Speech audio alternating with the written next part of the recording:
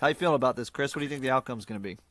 Oh, well, it's going to be interesting. We've had a couple of times in setting up some customers where their forwarding number has called their outbound or vice versa, and we get some interesting results then.